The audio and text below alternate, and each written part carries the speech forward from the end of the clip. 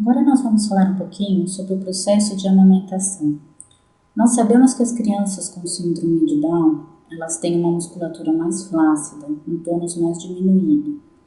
O que nós recomendamos, além de todos os benefícios da amamentação, é também o uso de chupetas, justamente para trabalhar essa musculatura facial. Então eu vou estar falando um pouquinho de cada um deles. Primeiramente, vou começar pela amamentação. Nós sabemos que a amamentação é extremamente importante para todos os recém-nascidos, não apenas pelo seu aspecto nutricional, mas também para fortalecer a musculatura da boca do bebê, evitando o aparecimento de refluxo gastroesofágico, evita que ocorram infecções de ouvido e serve como estímulo para a aquisição da linguagem. No caso dos bebês com síndrome de Down, muitas vezes é importante que a mãe insista um pouco mais para que a criança receba esse leite materno. Insista um pouco mais para que a criança mame no seio, porque a gente sabe de todos os benefícios que o leite materno tem, principalmente para essas crianças. Sabemos que os bebês com síndrome de Down, eles são mais flácidos, como eu mesmo disse. Então, essa amamentação também ajudaria nessa musculatura. Quanto mais a mãe insistir, melhor. Porque, além dessa musculatura, nós temos vários benefícios da alimentação, que são importantes principalmente para as crianças com síndrome de Down. Uma delas é a nutrição adequada para o bebê. Então, você tem exatamente todos os nutrientes que aquele bebê precisa. Proteção imunológica, que também é extremamente importante. Forma-se ali, durante a amamentação, o vínculo da mãe com o bebê. Nós sabemos que nem sempre foi exatamente aquilo que a mãe planejava, né? Uma criança com síndrome de Down, ela não planejava isso. Então, essa relação mais próxima, justamente com a amamentação, faz com que ocorra uma proximidade. A mãe começa a conhecer melhor essa criança começa a conhecer melhor essa mãe, e daí começa a construção do vínculo, do amor da mãe pela criança e da criança pela mãe. E outro benefício importante, como eu já tinha dito, é estimular a musculatura da face, tão importante tanto para a questão alimentar, que é a mastigação, deglutição, como também para a aquisição de linguagem. Posição do bebê na amamentação. Quanto mais vertical estiver esse bebê, melhor. Então, deitado não favorece. Esse leite pode ir para o ouvido e daí sim provocar infecções. Então, a gente sempre pede para que essa criança esteja o mais sentada possível, mais vertical possível. É importante também observarmos se o bebê, durante essa amamentação, ele fica muito cansado. Tem bebês que durante a amamentação transpiram demais, cansa demais, tem que parar para respirar. Então, eu gostaria que essas mães, por favor, se possível, observassem melhor, porque isso pode ser um indício de alguma alteração do funcionamento do coração. Então, a gente pede para que essas mães levem esse bebê, essa criança, para o cardiologista para uma avaliação. Como eu falei para vocês, o uso da chupeta também auxilia no tônus dessa musculatura. Os bebês com síndrome de Down, eles são mais flácidos, são mais molinhos, têm um tônus mais rebaixado. Então, a gente acaba orientando para usar essa chupeta como um estímulo mesmo para trabalhar essa musculatura facial. Porém, a gente pede que sejam apenas utilizadas chupetas ortodônticas. Eu coloquei um desenho para vocês estarem observando. Uma chupeta ortodôntica, então onde tem o sim, a chupeta é ortodôntica. Onde tem o não, a chupeta não é ortodôntica. É aquela que a mãe diz que é parecido com o seio materno, não é. Tá? Se vocês forem observar, a pegada da criança e o efeito desse bico dentro da boquinha dela, na chupeta ortodôntica, é bem menor em termos de alteração de estrutura do que na chupeta que está escrito não, que não é a chupeta ortodôntica. Tá? Então, a mãe confunde um pouco e vai atrás dessa chupeta não ortodôntica falando que é parecido com o bico. Não é, tá? Porque quando ela entra dentro da boquinha do bebê, ocorre uma alteração anatômica muito grande, tá? E isso faz com que ocorra também uma alteração funcional. Então, a criança vai estar chupando a sua chupeta, vai estar entrando ar, ele vai estar com uma respiração alterada, vai alterar o céu da boca, posicionamento de língua, o aparecimento dos dentes. Então, ocorre toda uma alteração anatomofuncional, como a gente costuma falar, e acaba essa criança aí tendo que usar mais para frente um aparelho, acaba tendo às vezes até uma intervenção mesmo ortodôntica e às vezes até cirúrgica para poder estar adequando essa estrutura. Tá? Então, sempre usem a chupeta ortodôntica. Agora nós vamos estar falando um pouquinho sobre a retirada dessa chupeta. Então, nós sabemos os benefícios da chupeta, mas também sabemos que é um vício e que o uso contínuo dessa chupeta pode trazer algumas desvantagens também para essa criança. Então, nós temos que saber utilizá-la muito bem até um determinado ponto e saber retirar esse recurso, tá? Bom, então aqui tem algumas dicas, já vou falar que não é fácil de estar fazendo todas elas. A mãe tem que insistir muito e muito e muito. Não é um passe de mágica, não vai amanhã resolver o problema, mas precisa insistir. Tem mães que levam meses para a retirada da chupeta, que é o tempo da criança. A criança se conscientizar de que aquilo já não é mais benéfico. E é difícil, com certeza, para a criança se conscientizar a partir do momento que ela gosta de chupar chupeta. Então, todo esse processo é um processo longo, tá? Ele tem que andar num ritmo da criança e a mãe precisa ter paciência e ser insistente nesse processo. Tirar essa chupeta da boquinha da criança sempre quando ela dormir. Dormiu, vai lá, tira a chupeta da boca da criança. Explique para ela que não precisa mais da chupeta para adormecer. Então, a partir do momento que você está tirando a chupeta quando ela dorme, no primeiro momento, quando ela vai dormir, você já pode começar a falar, olha, não precisa dormir com chupeta. As princesas não precisam da chupeta para dormir. Os príncipes não precisam de chupeta para dormir. Então, vai conversando com as crianças, lógico, de uma forma lúdica, de uma forma que ele entenda que não é necessário a chupeta para que ele durma. E vai falando e vai repetindo até que ele deixe de pegar a chupeta para dormir, ou pedir a chupeta para dormir. Quando a criança estiver brincando, explorando um brinquedo, emitindo sons, conversando, tire a chupeta. Não é para a criança ficar falando com a chupeta na boca. Se a criança está brincando, não é para ela se preocupar em segurar a chupeta com o dentinho, falar e brincar com o brinquedo, não dá. Então, retire essa chupeta dessa criança. A chupeta ela é reservada para alguns momentos, não é para todos.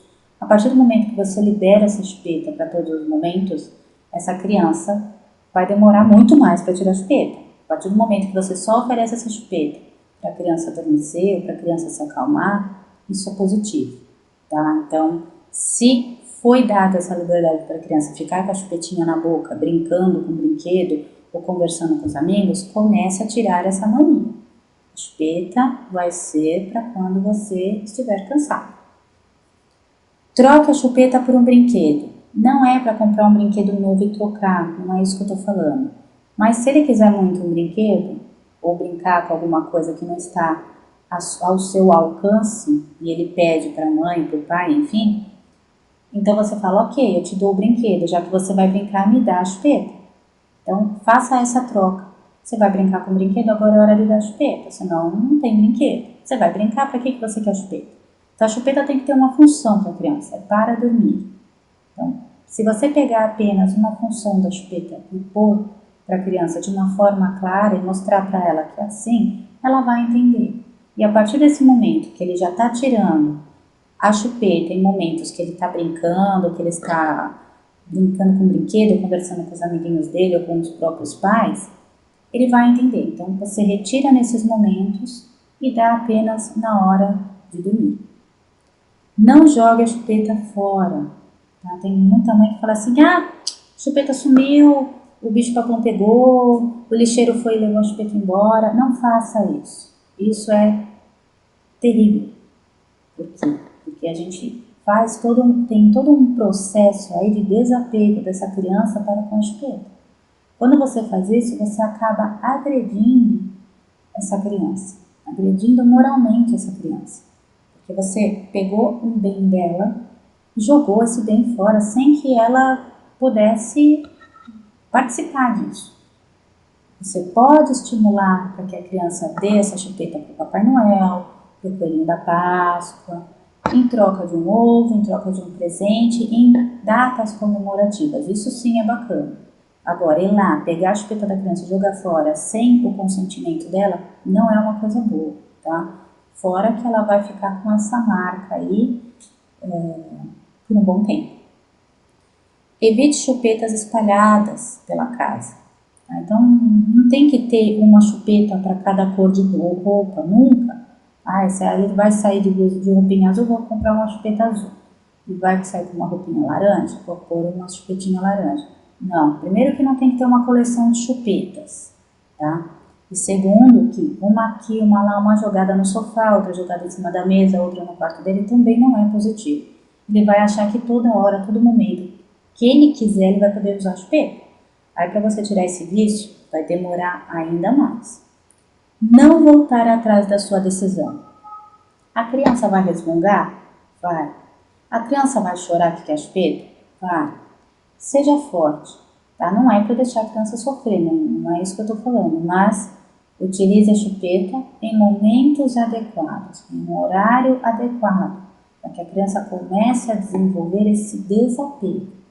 Chorou, vai resmungar? Seja forte, você vai usar a chupeta. Eu vou deixar você pegar a chupeta, mas a hora que você estiver com sono, a hora que você for dormir. E assim você vai tirando esse vício da criança.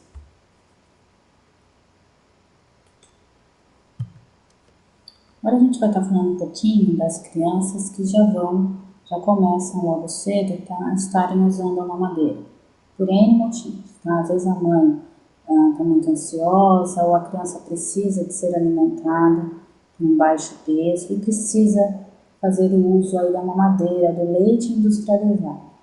Não tem problema, isso não quer dizer que a mãe não vai fazer vínculo com essa criança, vai ser um vínculo também, vai existir o vínculo, vai existir o amor, ela também vai passar a conhecer a criança a ela, tá? A gente só dá preferência mesmo pelo leite materno devido àqueles benefícios que eu passei, que o leite industrializado não tem todos esses benefícios, porém, se a criança tem um baixo peso, está com algum probleminha de saúde, precisa fazer o uso da mamadeira até para ganhar esse peso, então a gente acaba abrindo mão aí do aleitamento materno, tá? Isso aconteceu comigo, tá? Minha filha mamou muito pouco no meu seio e eu tive que passar rapidamente para a mamadeira porque ela não estava ganhando peso, tá? Isso não foi nenhum problema para mim, muito pelo contrário, eu queria que a minha filha estivesse bem de saúde, sem nenhum tipo de intercorrência ou problemas que pudessem vir mais futuramente, tá? Então a gente vai falar um pouquinho aqui sobre a posição do bebê.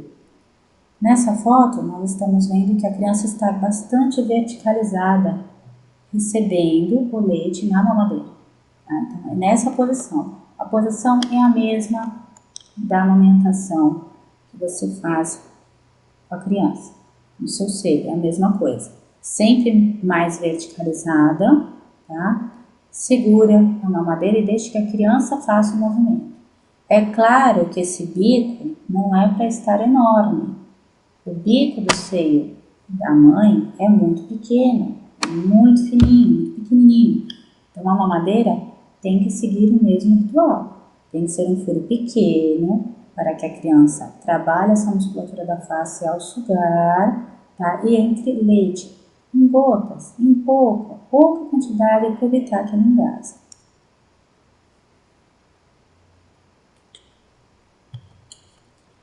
Assim como a chupeta, nós também damos preferência aos bicos ortodônticos das mamadeiras. É o mesmo processo, tá? Ocorre uma menor alteração da musculatura para que a criança consiga realizar até os movimentos de sucção mais adequadamente, evite a entrada de ar, evita que a criança engasgue, tá? Então sempre o bico ortodôntico, tá? Esses são então na primeira parte os bicos certos, os bicos anatômicos que se aproximam sim do bico do seio na boca da criança, tá? Então é muito parecido com o bico do seio materno. As mães de novo confundem, acham que esses bicos errados são os adequados. Não, os adequados são os bicos ortodônticos, tá? Os bicos errados, como eu disse anteriormente da chupeta, e ocorre a mesma coisa no caso da mamadeira, a língua fica mal posicionada e facilita a entrada de ar, fazendo com que o bebê respire pela boca, quer dizer, ele pode virar um respirador oral, né, ou um respirador misto, que a gente fala, nasal e oral, pode levar a problemas de sono, a criança pode começar a roncar, pode aparecer aí alguns problemas de aumento de adenoide, até vir a ter que fazer uma cirurgia, enfim. Então a gente evita esses bicos errados, que eles trazem muito mais problemas do que benefícios. Hoje em dia, muitas mulheres trabalham o dia todo, a criança vai cedo para a escola, vai cedo para a creche. Então a gente pede para que esse leite materno, para quem tem leite, enfim, para quem ainda é amamentado, continue sendo amamentado. Então aqui nós temos algumas dicas justamente para a criança, para a mãe, quando for sair para trabalhar, conservar esse leite do seio materno, que é importante. Então aqui tem alguns métodos utilizados e o tempo de conservação de cada um deles, tá? Então, por exemplo, um leite materno na temperatura ambiente, ele tem boas condições nutricionais por 40 minutos. Depois disso, começa a ter alteração. No refrigerador, ele pode ficar sim, por 48 horas. Mais que isso, não.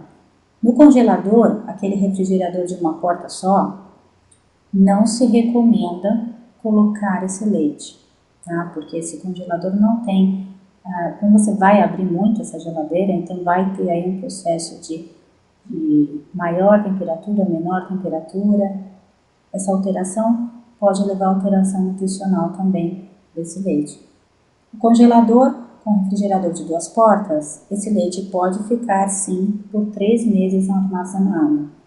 E num congelador de menos 20 graus, pode ficar, sim, esse leite conservado até por 1 ano.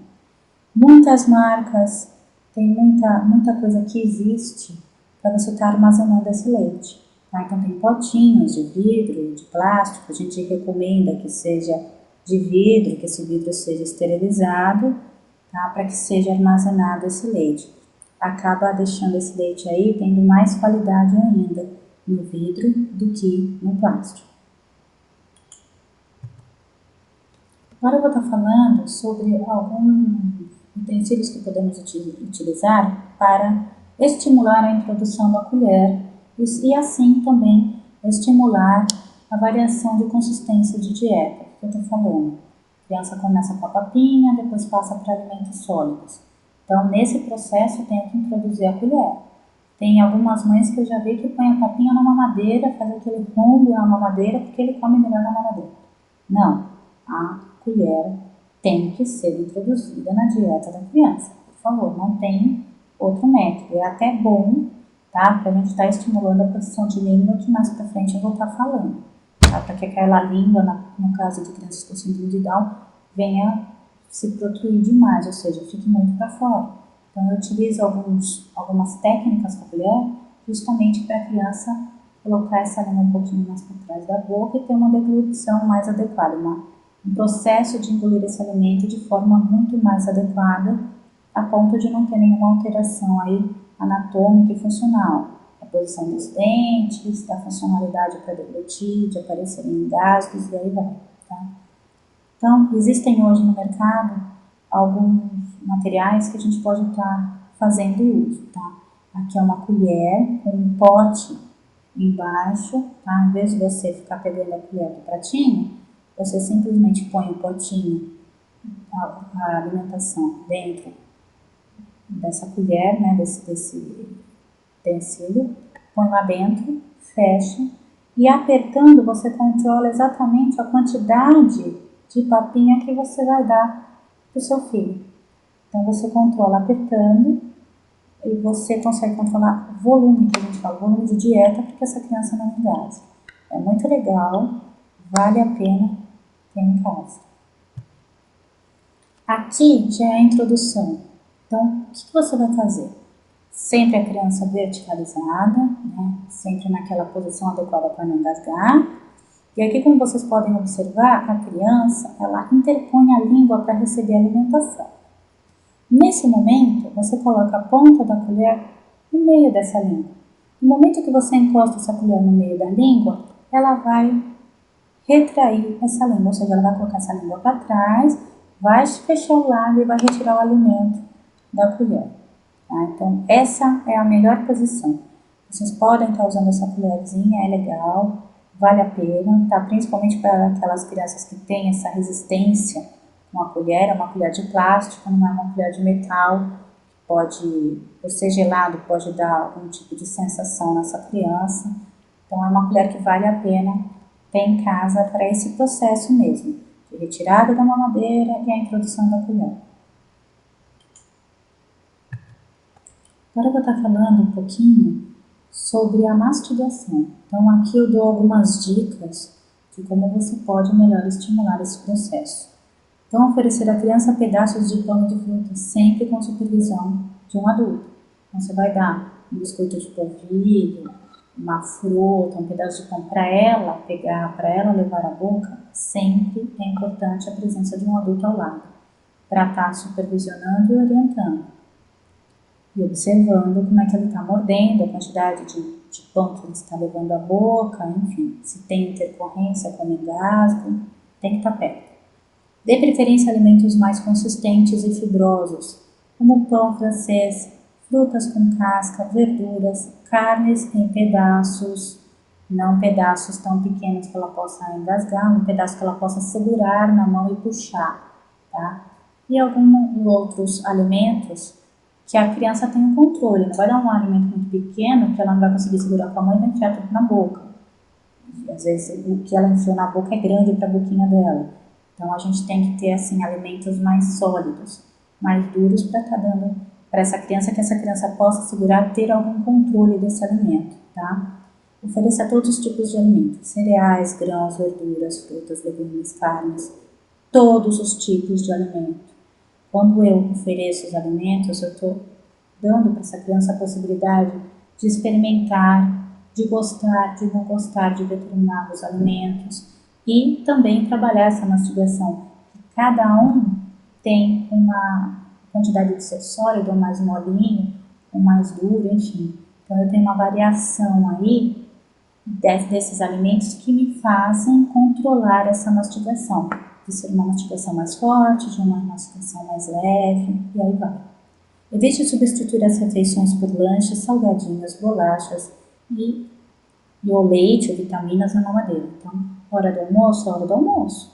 E arroz, feijão? Ai, não, eu quero tetê. Não, não tem tetê, agora é hora do almoço.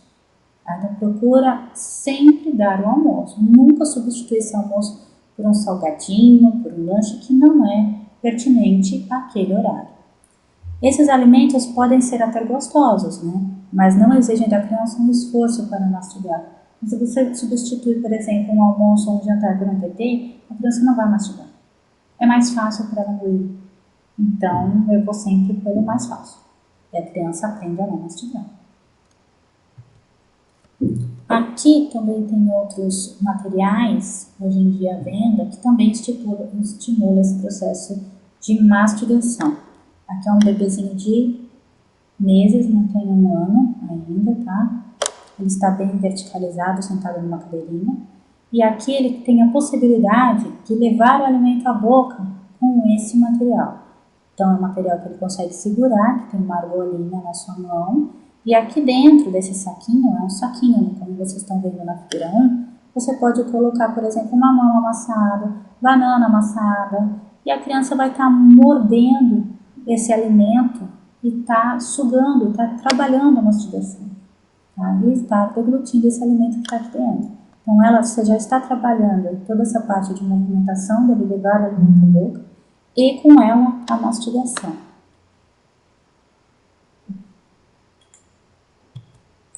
Agora eu vou estar falando um pouquinho, dando uma atenção maior para o momento da refeição.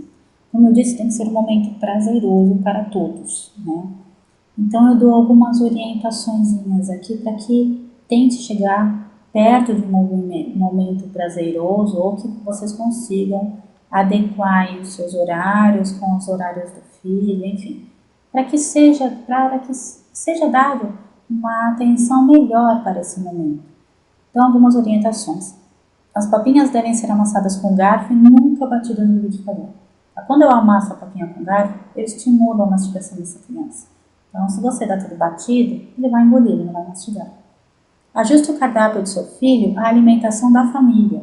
Então, se você está comendo brócolis, você dá brócolis para o seu filho comer. Então, procura não fazer essa comida separada. Ele tem que sentir que ele faz parte da família. Tá? Sempre que possível, realize as refeições em família e longe da televisão. Televisão, todo mundo vai prestar atenção na televisão, ninguém vai conversar. Então, utilize esse momento da refeição para conversar com seu filho. Enquanto ele vai comendo, pergunte da escola, bate um papo. É um momento de união, é um momento que todos devem estar envolvidos mais um ao outro do que a qualquer outro estímulo fora desse ser. Então, televisão, rádio, Walkman na mesa, comendo, você está substituindo o momento que você tem com a pessoa por um objeto, tá? Que você pode utilizá-lo em outro momento. Como vocês podem ver aqui na figura, o pai está com um livro na hora do café da manhã, com uma xícara, mas é um livro, um papel que está em cima da xícara, falando ao celular. A mãe está um pouco irritada com essa criança, porque ela está dando atenção para a criança, também está com um papel na mão, um prato na mesa, e essa criança não está com um pingo de vontade de se alimentar, porque esse momento é muito chato, né? Eu tenho que comer, olhar minha mãe um pouco exaltada, meu pai no celular resolvendo o problema, e eu tenho que comer com papel na mesa, quer dizer, ocorre aí uma situação de desajuste familiar. Então, às vezes a criança não come, ou ela prefere tomar um leite com alguma coisa do que se alimentar na mesa, porque esse momento não lhe é prazeroso. Muito pelo contrário, é um momento chato. Então, a criança acaba pegando esse momento da refeição, que deve ser um momento bom, um momento familiar, e acaba levando para um lado de que não é bom, que não é prazeroso, eu não vou comer. Tá? Então, procure adequar esse ambiente para que a criança goste de comer. Agora eu vou falar um pouquinho sobre o processo de alimentação. A criança, ela passa por etapas, tá? Então a gente sabe que se em cada etapa eu agir de uma forma correta com meu filho, eu posso garantir que esse processo de alimentação seja mais tranquilo. Então, a criança fica um pouco mais segura se você usar algumas técnicas, passa a gostar da hora da alimentação, que tem que ser uma hora legal, não pode ser uma hora chata, né? Aquela coisa de, tem que comer, tem que abrir a boca, tem que comer, tudo isso é complicado. Então você tem que fazer a criança gostar de comer. De novo, pela forma lúdica, não adianta você querer falar sobre nutrientes com a criança, porque ela não vai entender mesmo. Então utilize formas lúdicas para estar ensinando, para estar mostrando para essa criança a importância dela se alimentar e o quanto prazeroso é esse processo. Tá? Então, primeiro aqui que eu vou estar falando são algumas dicas que eu já falei um pouco lá atrás sobre a posição da criança, sobre alguns hábitos que você também precisa evitar para que essa criança acostume com esse momento que, de novo, deve ser prazeroso. Tá? Então, aqui eu vejo uma criança no seio materno quase que sentada, ela está bem verticalizada, tá? Com o apoio do braço da mãe, claro, sendo amamentada. Essa posição é a melhor, tá? Aqui é uma criança com a mamadeira também, quase sentada, a mãe olhando para os olhinhos dela, então fazendo desse momento um momento prazeroso, um momento de amor, um momento de afeto. A criança, até nesse momento, ela tem que se sentir amada, tá? Respeitada. Aqui na terceira figura é uma bebê que já segura sozinha a mamadeira. Se a criança tiver essa necessidade de segurar sozinha essa mamadeira, deixa. Lógico que isso você não vai deixar a criança com a mamadeira mal posicionada, sozinha no carrinho, não. Ela está bem posicionada, está com cinto de segurança, está bem sentada e está segurando a mamadeira. Lógico que ela tem que ter uma supervisão? Sim. Então você vai estar sempre do lado, inclusive auxiliando, porque a criança ela sabe segurar a mamadeira nessa idade, mas ela tem essa dificuldade em elevar essa mamadeira para que o leite saia. Então você tem que estar do lado para estar auxiliando nesse processo, sempre do lado, sempre com supervisão. Na quarta figura, a criança já leva o pão à boca, sozinha, tá? De novo, ela está sentada no colo da mãe, não tem problema. Nesse processo não tem problema, tá? Eu vou falar um pouco mais pra frente o porquê. Ela leva o pão sozinha à boca, mas ela está com a mãe. Ela está com supervisão materna. Então tem que ficar do lado, até para observar o quanto de pão essa criança conseguiu morder, quanto de dificuldade ela vai ter para mastigar e como é que vai ser essa deglutição, né? Esse processo de engolir esse pão. Então tem que estar com supervisão, tá? Na figura 5, eu tenho uma mãe sentada no sofá com a criança dando de comer para a criança. Quando você acostuma a criança dessa forma, ela é muito pequena, ela está sentada no sofá, você faz com que a alimentação não tenha tanta importância. A alimentação, você tem que mostrar desde cedo para a criança que ela é importante. Então, volta naquilo. A família tem que estar sentada à mesa. Se possível, todos comerem na mesma hora. Não deu? Ok. Então, que tenha mais um adulto com essa criança à mesa. Você com seu prato, a criança com o prato dela. Se na mesa não é possível, a cadeira é muito grande, a mesa é muito alta, que seja o cadeirão. Mas que essa criança esteja posicionada em volta da mesa, junto com os pais, junto com os avós, junto com a babá, seja com quem for, mas que esteja junto com o adulto para ela observar esse adulto comendo. A criança age muito por imitação. Às vezes você acha que ela não está aprendendo porque você não está ensinando, mas ela está aprendendo observando. Não necessariamente ela precisa aprender do jeito que você acredita que é o aprendizado. Então a criança aprende também observando.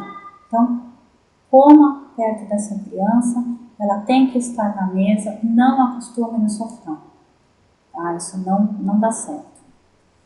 E na figura 6 já é uma criança maior, se alimentando sozinha, tomando um sorvete, sem intercorrência. Você não precisa ficar perto? Não, você não vai estar grudada com uma criança desse tamanho. Ela já sabe ter o controle de quantidade de que ela vai pôr na boca, que ela é capaz de mastigar e que ela é capaz de engolir. Então, aqui, a mãe ou o adulto, enfim, pode ficar observando de longe ou não supervisionar, que a criança já tem o controle alimentar. Aqui eu separei para vocês uma tabelinha que eu fiz com a minha filha, justamente para ter esse controle de mamadas, de quantas vezes a criança fez cocô na fralda, essas coisas todas, justamente para estar tendo um conteúdo mais fidedigno, para estar passando para o pediatra, que eu achava muito importante, tá? Então eu fiz uma tabelinha no Excel, que vocês podem fazer à mão, como vocês quiserem, com algumas divisórias, por exemplo, a hora que essa criança foi amamentada, por exemplo, às 6 horas da manhã, que seio direito, seio esquerdo, na mamadeira, como é que foi essa amamentação? Como eu fazia os dois tipos de amamentação, seio e mamadeira, então eu tinha que saber, primeiro, às vezes eu esquecia qual seio que eu dava, e um só às vezes era o suficiente para ela, então eu tinha que anotar justamente para lembrar, poxa, esse daqui já foi, esse daqui não foi, eu me perdia mesmo, tá? e se tinha sido com mamadeira ou não. Então isso para mim foi excelente até para eu me organizar melhor com relação à amamentação dela. Duração, quanto tempo foi, tá? Uma vez, por exemplo, passou de 1 hora. Eu percebi que alguma coisa estava errada e realmente ela estava com problema intestinal e ela estava se alimentando muito, de forma muito fracionada. Então, por eu estar contando essa duração, que era uma duração diferente da duração habitual, eu pude notar que a criança estava com algum probleminha, com algum desconforto. A deglutição, o que é deglutição? É engolir. Quantas vezes essa criança engasgou e se engasgou, como é que foi? Então, vamos supor, 2 engasgos durante essa mamada. Tá tudo bem? Tá tudo bem. Tá? A gente tem que ter aí um pouco de bom senso, até porque mãe, eu falo, eu não sou profissional sendo mãe, então mãe é mãe. Então a gente tem que ter mais ou menos um bom senso aí, que 2 engasgos pode ser perfeitamente normal? Pode. Agora, se ele engasga muito, uns 5, 6 vezes durante a mamada, aí a gente tem que observar. Tá? E às vezes até procurar um profissional para estar avaliando esse processo alimentar mais adequadamente. Número de fraldas úmidas entre as mamadas. Então, 1, 2, quantas fraldas essa criança usou? Às vezes você pode até pegar, se a criança não molha nenhuma fralda, demora muito para fazer xixi, até alguma infecção de urina. Então você fala, você pode ligar para a médica e falar assim, eu estou achando estranho, porque ela mama, ou ele mama, enfim, e não faz xixi, demora muito. Então, às vezes é um indício de uma infecção de urina. Número de defecações desde a última mamada. Então, o que é isso? Quantas vezes ele fez cocô desde a última mamada? Como é que estava esse cocô? Era amarelinho? É muito mole? A gente sabe que no determinado período do bebê, essas fezes é exatamente assim, amarelinha, meio molinha, isso vai se solidificando com o tempo. Tá? Mas é bom saber como está justamente para estar informando o pediatra. Usou algum suplemento? Leite a mais, água a mais para fazer a mistura do leite industrializado? Como é que foi? Usou suplemento? Então também isso era importante. A minha filha também usava suplemento. Então, às vezes eu ficava, será que eu pus o suplemento na outra mamada? Será que não? Então, é bom também estar anotando. E as observações? Tive que acordá-la durante a mamada? Não, ela sempre dorme mamando, então você sabe que você tem que proceder daquela forma. Tudo isso são informações para a mãe, fazem com que a mãe se sinta um pouco mais tranquila, porque ela tem aquele controle, a gente sabe que a gente não controla tudo, mas o que dá para a gente controlar, isso dá uma certa satisfação, né? Então, isso daqui serve exatamente para isso, para a gente não ficar tão perdido e para a gente acompanhar, ir acompanhando o desenvolvimento do nosso filho. Agora nós vamos estar falando um pouquinho sobre a consistência de dieta. O que eu estou falando?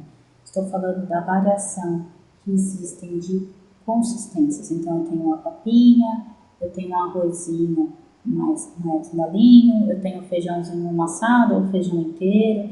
Eu tenho que ir variando essa forma de apresentar a alimentação para a criança. Tá? Isso, quem vai orientar são os pediatras vão falar, olha, agora está na hora de introduzir o alimento sólido. Algumas vezes, juntamente com o pediatra, tem o fonoaudiólogo, que vai avaliar essa criança para ver se ela realmente tem condições de receber o feijão inteiro para ela mastigar, ou ainda tem que amassar o feijão, amolecer um pouco essa dieta, para que essa criança tenha uma deglutição mais eficaz e sem risco do que chamamos de aspiração. Tá? Então, vamos lá. No momento da alimentação, ofereça cada alimento separadamente. Por favor, não mistura tudo. Aquela coisa assim misturada. A papinha que a gente faz, a sopinha, que é a primeira introdução aí, do sólido, que é a frutinha, a papinha, sim, lógico, você tem que bater no liquidificador ou amassar com garfo, enfim. Aí sim. Mas quando você vai oferecer o alimento sólido, por favor, coloque separado. Então, a carne num cantinho, o arroz no outro, para ele ver esses alimentos, para ele começar a escolher o que ele gosta, o que ele não gosta, ou se não gosta, para que aquele alimento esteja ali, apresentado a ele para um dia ele ter vontade de provar esse alimento. A consistência também deve ser variada. Então, desde a forma líquida, que são as vitaminas que é importante estar fazendo, até o pastoso, que é a sopinha, e o sólido. Então, a criança vai comer sopa todo dia? Não! A criança vai ter momentos que vai tomar sopa, que vai comer arroz, feijão e carninha, e carne moída, vai tomar uma vitamina, né, que é o líquido batido no liquidificador. Não é para substituir uma refeição, mas na hora do lanche você pode bater uma vitamina dessa criança, oferecer água, açúcar, enfim, procurar sempre dar esses sucos naturais, tá, que é importante para a saúde da criança. Mas sempre variar aí a consistência da dieta oferecida. A introdução do alimento sólido é importante para o treino da mastigação. O alimento deve ser colocado na região lateral da boca. Então, chega num determinado momento que a gente começa a observar que algumas crianças não mastigam. Então, a gente usa algumas técnicas através de alimentos sólidos para estar estimulando essa mastigação. Uma delas é colocar mesmo na lateral da boca, perto da bochecha. A criança automaticamente vai querer tirar esse alimento que está ali na bochecha, vai fazer movimento de mastigação para que esse alimento seja removido da bochecha e assim ele vai para o dente e ela começa a mastigar esse alimento. É um dos estímulos que a gente orienta, oferece para os pais. O alimento pastoso não deve ser jogado na boca da criança, nunca. Jogar ali dentro da boca, não. Você sempre vai colocar a colher na metade da língua da criança, vai fazer uma leve pressão e essa criança vai retirar esse alimento com os lábios. Você vai estimular toda essa movimentação. Tem pais que têm essa dificuldade em estar estimulando essa introdução da colher do pastoso, por isso que eu falo, às vezes precisa de uma profissional para avaliar essa criança, ver o porquê que ela não está fazendo um movimento adequado para a sua idade, se tem algum problema, se não tem, se os pais precisam serem orientados a estar oferecendo essa dieta de uma forma mais adequada para estimular toda essa movimentação que deveria estar correta para a idade da criança. Iniciar o uso do canudo, tá? Então tem muita gente que tem esse medo de, mas vou tirar da mamadeira, vou usar o canudo, como é que eu vou ensinar? Também tem algumas técnicas que a gente acaba utilizando em consultório para estar estimulando o uso do canudo. De qualquer forma, você tem que oferecer isso para a criança, tá? Para ele estar desmamando também da mamadeira. Outra coisa extremamente importante, o melhor estímulo que existe é o elogio dos pais. Assim como o melhor estímulo é o amor, é o carinho, é o afeto, eu também falo que o elogio também é muito importante. O elogio é como um combustível que você dá para a criança, ela fica feliz, ela fica motivada, ela quer fazer mais, ela passa a confiar nela e ela quer acertar sempre, porque o meu pai, a minha mãe, meus responsáveis me deram um retorno, então eu quero acertar. É bom acertar, poxa, é muito legal acertar. Então procurem estar elogiando mais o filho de vocês, é muito importante. Outra coisa importante aqui que eu coloquei são alguns desenhos, tá, de alimentação. O primeiro desenho é aquela alimentação toda amassada, misturada. Já o sólido misturado não, tá? O sólido a gente deixa separado, tá? Não precisa também, aqui como essa figura aqui do pratinho do carrinho, estar separado dessa forma. Não precisa tanto exagero, tanta separação. Posso ter um prato único, nesse prato único os alimentos estarem separados. Um prato redondo, por exemplo, eu coloco de um lado o morango, de um lado a cenoura, de um lado, enfim, o brócolis. Eu posso colocar em volta, em cada região do prato, uma consistência ou um alimento diferente, tá? E aqui na figura 3, que é esse ursinho, é que algumas crianças não comem, né? Tem essa dificuldade com a alimentação. Então, quando você passa a brincar com elas, né, a enfeitar o pratinho, a fazer desenho, tem muita coisa na internet que vocês podem fazer uso, inclusive tá lá para todo mundo usar mesmo, fazer em casa. É utilizar o alimento de uma forma que a criança entenda que o alimento é uma coisa legal, é uma coisa boa. Fala no linguajar da criança. Quando você põe um ursinho, você está falando na linguagem da criança. Então é importante estar fazendo essas variações aqui para mostrar para a criança o quanto é importante a alimentação e o quanto é prazeroso, né? Que esse momento é muito legal, é divertido, não é ruim, tem que sentar para comer e eu tenho que comer. Não, tem que ser um momento bom, um momento legal, que ela goste de participar.